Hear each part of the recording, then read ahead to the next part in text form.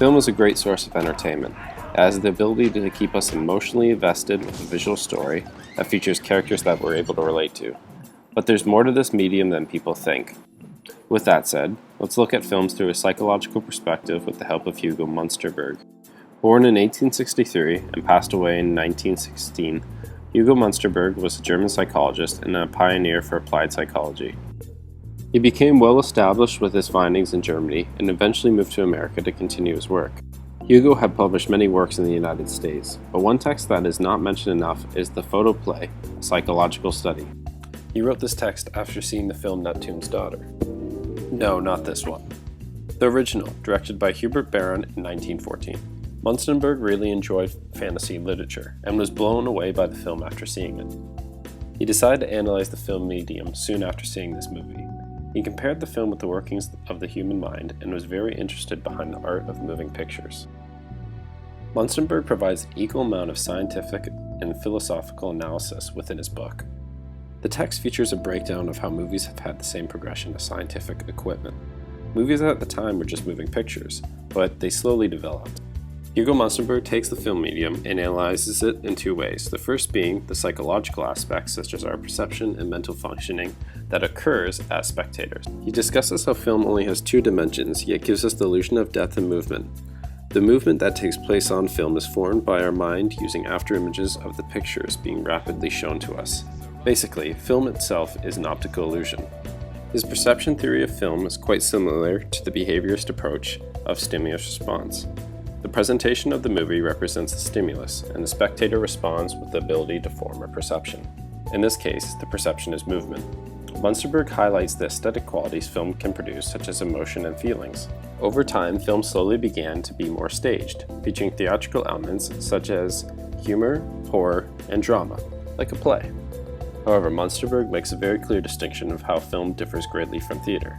Moving pictures are capable of creating narratives and dramatic techniques that simply cannot be done in theater. Most importantly, the close-up shot. Munsterberg describes art as the way of grabbing our involuntary attention. He emphasizes that the close-up shot is an example of our center of consciousness.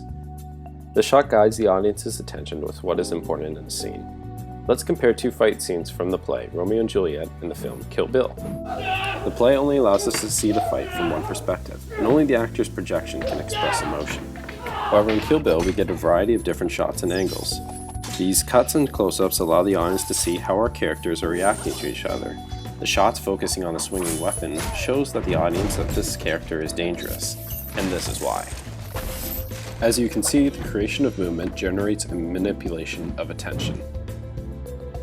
Structuralist William Wundt believed that our mental state determined how we perceive things every day. However, Munsterberg believed the opposite and uses his film as his reasoning.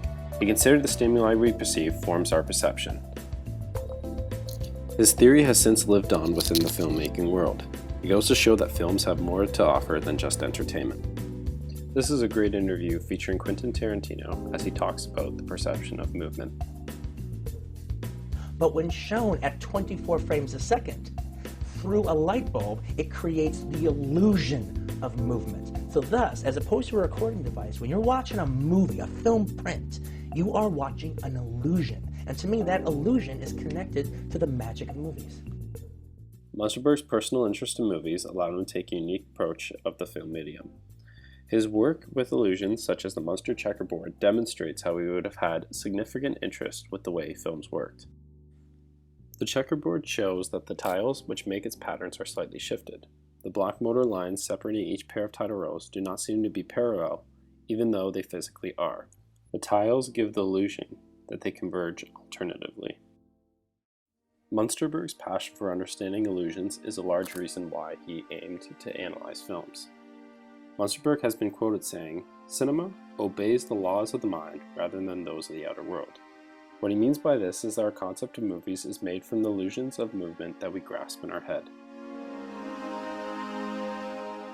Looking at his past, you could say Munsterberg turned out to be more of a film buff than a psychologist.